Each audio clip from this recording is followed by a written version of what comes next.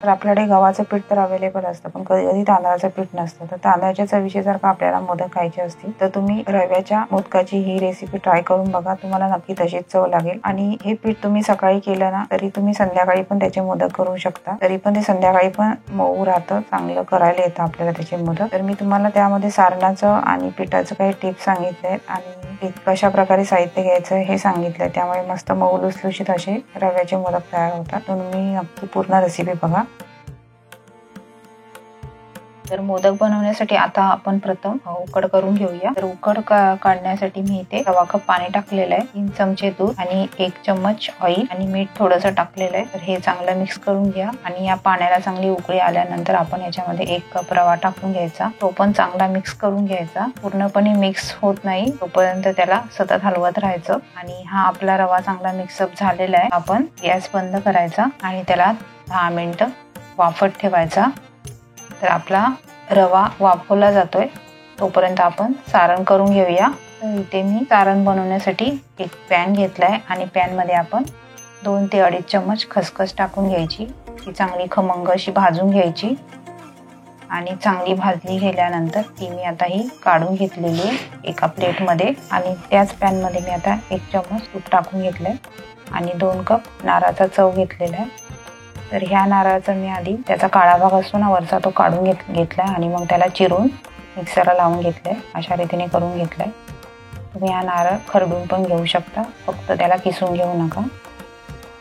आणि हा पण आता आपण 1 ते 2 मिनिटं चांगलं परतून घेऊ. तर हा 1 ते 2 मिनिटं परतून झाल्यानंतर आपण त्याच्यामध्ये 1 कप गूळ टाकून घेऊ. आणि गूळ पण आपण चांगला बारीक असा पूर्ण वितळेपर्यंत त्याला सतत परतत राहायचं. आणि गॅस आपण मीडियम टू लो ठेवायचा, हाय ठेवायचा नाही, नाहीतर मग गुळाचा पाक तयार होऊन तो कडक होऊ शकतो. त्यामुळे आपण त्याला लो टू मीडियम वरच परतत राहायचं, पूर्ण ड्राय होईपर्यंत परतायचं. तर आपलं हे मिश्रण आता बघा ड्राय होत आलेलं आहे. अशा रीतीने आपलं मिश्रण तयार झालं पाहिजे. तर आपलं हे मिश्रण बनतंय तोपर्यंत आपण खसखस आणि वेलचीची पावडर करून घेऊ. इथे मी 3 ते 4 वेलच्या घेतलेल्या आहे, तर त्याची पावडर पण टाकून घेतली. तर हे पण आपण चांगलं असं परतून घ्यायचं, त्याच्यामध्ये चांगलं मिक्सअप करून घ्यायचं. आणि थोडा वेळ परतून झाल्यानंतर आपण हे बंद करून घ्यायचा का गॅस आहे तो. आता आपलं हे मिश्रण तयार झालेलं आहे. तर हे अशा रीतीने आपलं हे मिश्रण तयार झालं पाहिजे. पूर्ण असं ड्राय तुम्हाला फरक दिसतच असेल. तर हे पण आपण थंड करायला ठेवूया आता. तर मी आता जी आपण उकड काढलेली ती एका प्लेटमध्ये काढून घेतली आहे आणि पेल्याला तूप लावून त्याने चांगलं आपण त्याला मळून घेऊया.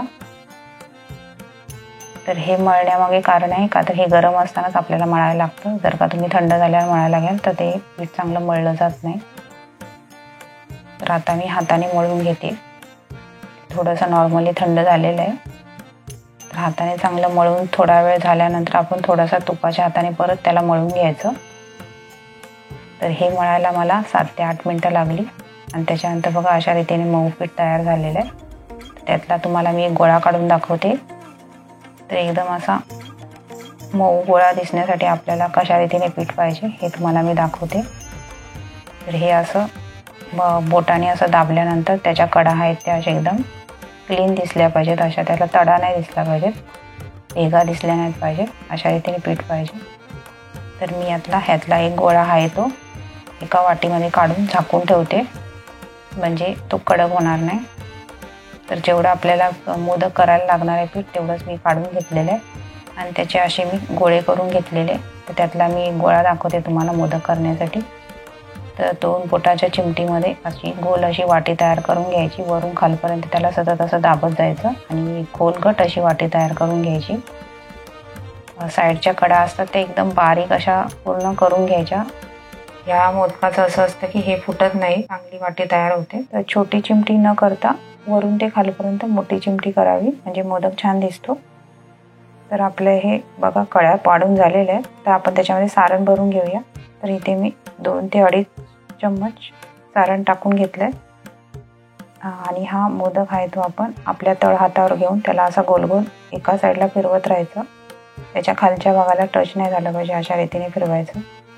तर आपला हा मोदक आता तयार झालाय। तर अशाच रीतीने मी आता दुसरा पण करून घेते। तर मी तुम्हाला एक लाटून दाखवते। लाटून पण छान होतात, त्याला अजिबात पीठ वगैरे काही लावायला लागत नाही। थोडंसं जर का तुम्हाला ड्राय वाटत असेल तर थोडा तुपाचा हात घेऊन नाहीतर तूप पिठाला लावून वळून तुम्ही लाटू शकता। मस्त तुपाने अशी मऊ होतात। तर ही बघा मी अशा रीतीने लाटून घेतलेले आहे। एकदम मस्त असे पातळ पारी तयार होते या रव्याच्या पिठाची। आणि अशा लांबट अशा कळ्या पाडायच्या म्हणजे मस्त मोदक दिसतो आपला। तर इथे मी सारण भरून घेतलंय। तर तुम्हाला तुमच्या पारीमध्ये केवढं सारण बसेल त्याप्रमाणे तुम्ही भरा। आणि असंच तळ हातावर घेऊन वरचेवर असं त्याला गोल फिरवत राहायचं। आणि आपल्या कळ्या चांगल्या सुबक दिसण्यासाठी मी ते सुरीने तुम्हाला दाखवून दिले। तर सुरीने तुम्ही अशा मस्त कळ्या पाडून घेऊ शकता। तर अजून एक तिसरा असा मी मोदक लाटून दाखवते की लाटून आपण खालीच त्याच्यामध्ये एकदम सोप्या पद्धतीने कळ्या पाडायची पद्धत तुम्हाला अजून शेवटची दाखवते। त्यामध्ये मी आधी सारण भरून घेतलंय आणि मग खालीच आपण त्याला कळ्या पाडून घ्यायच्या पोळपाटावर। हे बघा अशा रीतीने। आणि ह्या कळ्या एकावर एक टाकत मोदक वळून घ्यायचा म्हणजे ह्या कळ्या एकसारख्या दिसतात छानशा। जर का तुम्हाला त्यात अशा कळ्या पाडायला येत नसेल तर तुम्ही अशा रीतीने पण कळ्या पाडू शकता। या पण छान दिसतात बघा किती मस्त कळ्या आलेल्या आहेत। आणि त्याच रीतीने तळव्यावर घेऊन असं गोल वरच्या हाताने फिरवत राहायचं। दोन्ही बोटानेच फिरवायचं, खालच्या कळ्यांना धक्का द्यायचा नाही, वरच्या साईडनेच फिरवत राहायचं म्हणजे मोदकाला छान असा शेप येतो आणि कळ्या पण छान दिसतात अशा। तर हा पण आपला मोदक तयार झालाय। तर मी अशाच रीतीने अजून मोदक करून घेते। तर बघा आपले झालेले आहेत मोदक। आता हे थोडेसे मोदक झालेत वाफवण्यापुरते करून घेतलेत मी। आणि एक करंजी करून घेतलेली आहे। आता मोदकाबरोबर करंजी पण असते। तर मी हे आता वाफवून घेते। तर इथे वाफवण्यासाठी मी एक चाळण घेतले आणि चाळणीला मी हळदीचं पान लावले, त्याला तूप लावून घेतलंय। तुमच्याकडे जर का पान अवेलेबल नसेल तर तुम्ही एखादा कपडा टाका कॉटनचा वगैरे। तर यामध्ये मी मोदक टाकून आता वाफवून घेते। ते पाणी उकळायला ठेवलेलं आहे, पाणी चांगलं उकळून द्यायचं आणि मीडियम गॅसवर मोदक आपण उकडून घ्यायचे। गॅस मीडियमच ठेवायचा, जास्त फास्ट ठेवायचा नाही, स्लो ठेवायचा नाही, मीडियम गॅसवर मोदक चांगले उकळून घ्यायचे। तर हे झाकण त्याच्यावर ठेवायचं। झाकणाला मध्ये काचेचं असतं त्याला होल असताना तसलं झाकण ठेवायचं नाही, असं पॅक मध्ये बसणारं झाकण ठेवायचं। आणि आता आपण ह्याला 10 मिनिटं उकडून घेऊ। 10 मिनिटं झालेले आहेत बघा, मोदक आपले तयार झालेले आहेत। आणि जर का ते आपल्या हाताला आपण हाताने टच केल्यावर ते आपल्या हाताला चिकटत नसतील तर ते मोदक तयार झालेत हे समजायचं। आणि हे काढून घ्यायचे, बंद करून घ्यायचे। असेच मी दुसरे पण करून घेतलेत बघा। हे मोदक तयार झालेले आहेत। एवढ्या पिठाच्या आपले 11 मोदक आणि 2 करंज्या तयार झालेल्या आहेत। तर तुम्ही अशाच रीतीने जर का केलं मी ज्याप्रमाणे प्रमाण सांगितले त्यानुसार तर तुमचे नक्की चांगले होतील। फक्त पीठ मळताना चांगलं मळून घ्या, सारण पण ओलसर ठेवू देऊ नका। जर का ते ओलसर राहिलं तर ते मोदक फुटू शकतात, त्यामुळे चांगलं ड्राय होऊ द्या, जास्त कडक पण होऊ देऊ नका। नक्की करून बघा। आता गणपती येतच आहे तर नक्की बनवा या गणेश चतुर्थीला अशा प्रकारचे रवा मोदक। आणि तुमचे कसे बनले हे पण आम्हाला कमेंट बॉक्स मध्ये सांगा। आणि चांगले बनले तर या रेसिपीला लाईक करा, शेअर करा आणि आजचं स्पेशल चॅनलला सबस्क्राईब करा।